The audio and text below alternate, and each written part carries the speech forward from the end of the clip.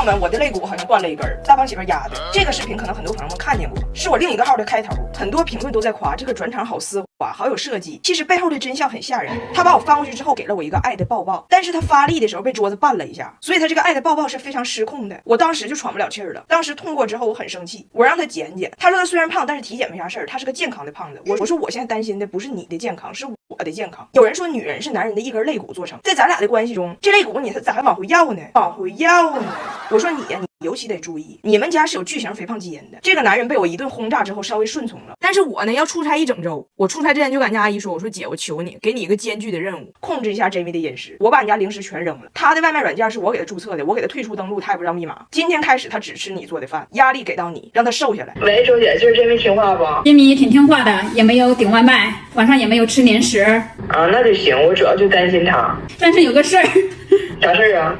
就是咱们家我给毛毛准备的那鸡胗没了，狗的鸡胗没了。虽然鸡胗嫌疑人非常有作案经验，但是监控录像里依然能看到一些蛛丝马迹。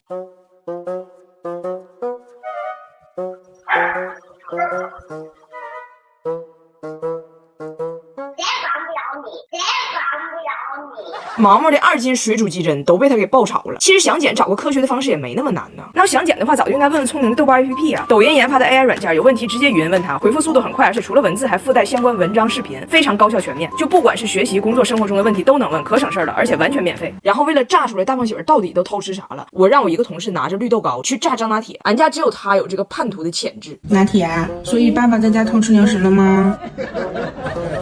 没有。那毛毛的那一盘鸡胗去哪儿了呀？不知道。你看这是什么？绿豆糕。那你告诉我，爸爸的鸡胗是什么味的呀？我鸡胗老辣了。老辣了呀！那你来，你过来，咱俩悄悄的，你跟我过来。来，我给你拿一块绿豆糕，给你一块绿豆糕。你告诉我，那爸爸上次偷偷吃东西的时候是什么时候？你看见了吗？是什么时候啊？晚上。晚上。哎呦我的妈！爸爸还说什么了呀？只想跟他去干什么？去看鱼。我同事问我，姐这啥意思？我想了一想，我说我猜啊，我猜你们晚上下班的时候，顺道在法院旁边那家驴肉火烧停一下，帮我看一眼，是不是带孩子上那儿看驴去了？于是晚上8点半，吃驴团伙在驴肉火烧店被抓了个现行。我有点想明白了，有时候人呢就是命，我可能永远都管不了他。我们去重庆看着一家人体彩绘，张家铁想做，大胖媳妇也要做，他查了一遍可做的词儿，最后选的是沉溺，他觉得很浪漫。结果我们买的船票到点了，马上就赶不上了，我们说不行了，来不及了，赶紧走，来不及了，来不及了。于是他的沉溺做了一半，只有一个沉，他炫耀了1个月，炫耀了1个月。哎呀，你不能想象，昨天我老公背着我出去让人偷拍了，我很震惊。他现在在大学上课，5点下课，天天6点50左右回家。我还问过他怎么这么晚回家，他说堵车。结果昨天6点，我同事下班在小区门口看着他了，给我打电话说姐晚看着姐夫了，在俺小区门口。当时我脑袋嗡讲一下子，我说旁边有女的没啊？我同事说姐我给他拍下来了，你自己看吧。结果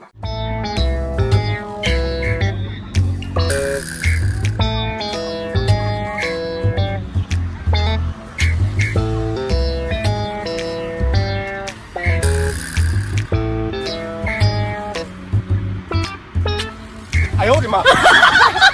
是有女的，不少呢，不少呢。所以有人问我说，大胖媳妇曾经就是其实底子还不错的，她经历了什么呢？她来中国之前155斤，不光瘦了，还有腹肌。这一切都发生在08年奥运会那年的夏天，她来了一趟中国，14天胖了20斤，那肚子回加拿大他妈以为她肝腹水了。当时呢倒也还好，回到加拿大很快就瘦回来了。但是人就从此不对了，辗转反侧，夜不能眠，脑袋里就俩东西，一个锅包肉，一个烤冷面。最后决定要来中国申请研究生，第一次还没考上，但是不气馁，裸来，在中国考研不到1年，从155考到了180。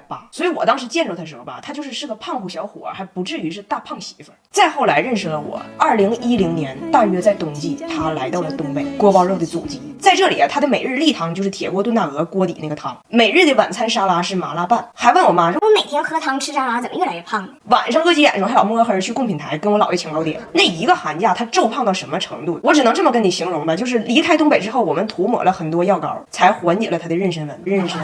从此颜值这不就一去不返了吗？随着体重越来越胖，头发也越来越少。我有时候看着他心里可不是滋味的。但是你要让我花钱帮他捯饬呢，我还舍不得。想用我的复原蜜，我更舍不得。尤其这个季节脸皱非常干，抗老修护更明显。上妆之前在粉底液滴两滴复原蜜，那底妆非常服帖，配合双效精华用脸更细腻光滑。然后他这不是上大学当老师去了吗？今天他 U 盘坏了，我让我同事给他送一下。我同事到了，在食堂见着他，回来跟我一顿告状，说姐夫11点半下课先吃的东区食堂，下午的课在西区，姐夫2点上课之前西区又造一顿呢。而且我同事跟我说每顿饭咱不说别的，食堂给的那个取餐呼叫器，姐夫揣一兜，别人是手里一个小震，姐夫那被震的脸蛋子都哆嗦了。别人午休自习，他午休吃习呀，吃习呀。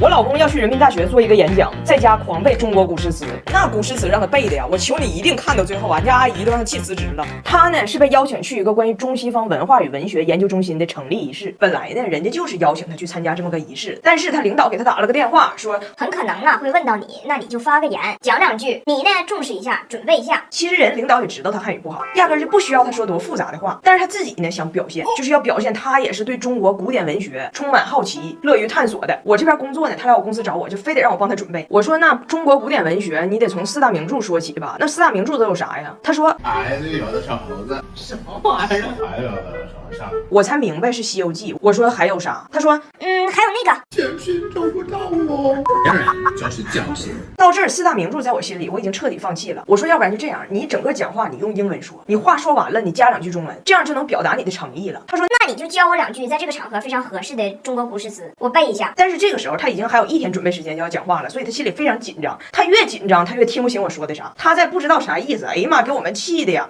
莫愁前路无知己，母赤节漏无知迹，路漫漫其修远兮，路漫漫其修远兮。